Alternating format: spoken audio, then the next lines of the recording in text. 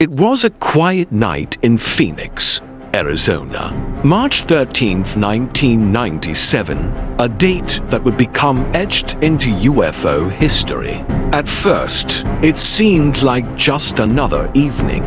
People were winding down, enjoying the dessert calm, unaware that they were about to become part of one of the most mysterious and heavily witnessed UFO events in modern times.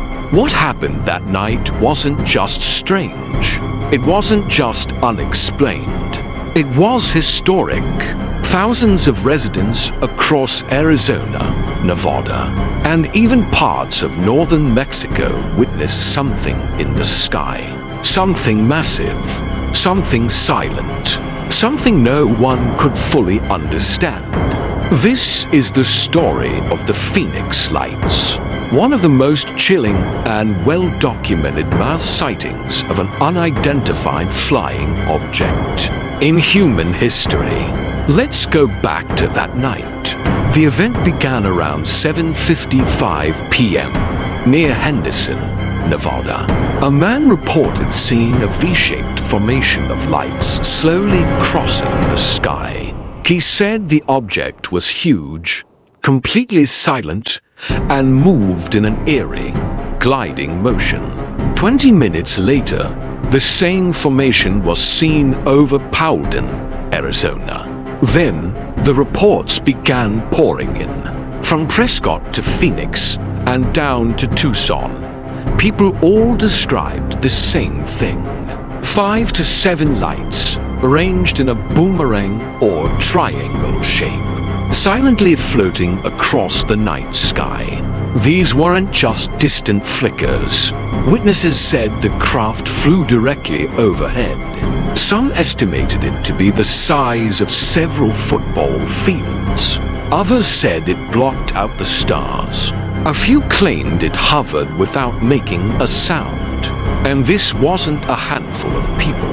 It was thousands, children, parents, doctors, military veterans, even police officers, all watching something no one could explain. Entire neighborhoods stood outside, staring into the darkness above. Phones rang off the hook at local police stations. News outlets scrambled to keep up. Some people were crying, others just stood frozen, transfixed by what they saw. As the lights moved further south, more and more witnesses came forward. Some described a solid black triangle that glided through the sky, almost as if it were absorbing light. One woman said it passed so low over her home that she could have thrown a tennis ball and hit it.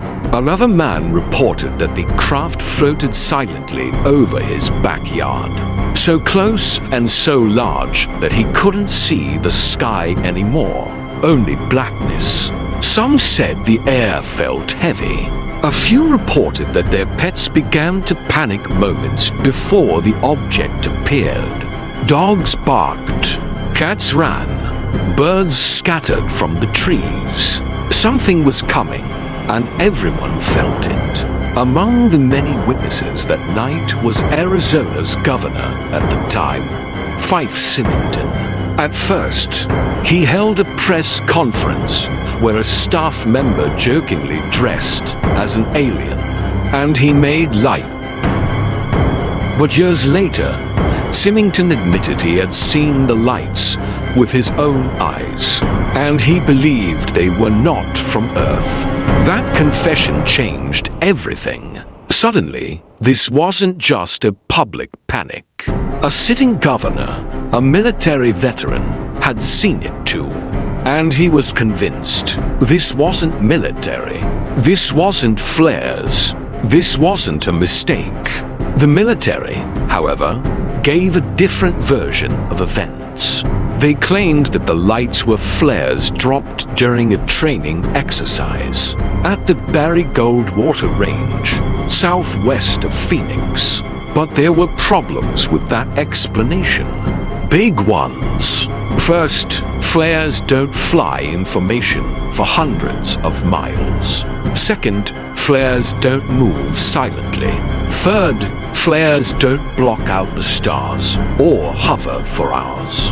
And perhaps most importantly, the flare drop occurred after many of the sightings had already happened. It simply didn't add up. Local news outlets covered the incident for days. Talk radio lit up with callers describing their experiences. Some were terrified, some were angry, others were in disbelief, not because of what they saw, but because of how quickly it was dismissed. Multiple people captured video footage.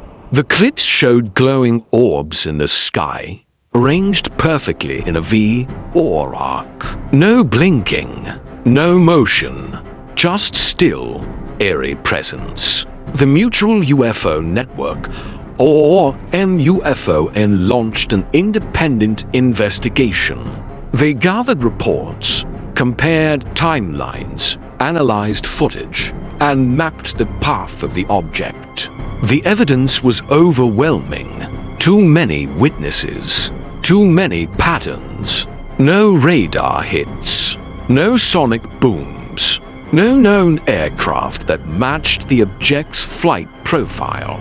Even now, decades later, those who witnessed the Phoenix lights still remember them vividly. They remember the way the sky looked, the silence, the shared disbelief in their neighborhoods. They remember standing in the street with strangers, all asking the same question. What is that? For those people, the Phoenix lights weren't a hoax. They weren't a prank. And they definitely weren't flares. They were something else, something not from here.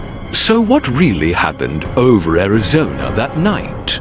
Was it an experimental aircraft? A military test? Or was it something from beyond? We may never know. But for thousands of people, that night changed everything. And the silence that followed may have been the loudest sound of all.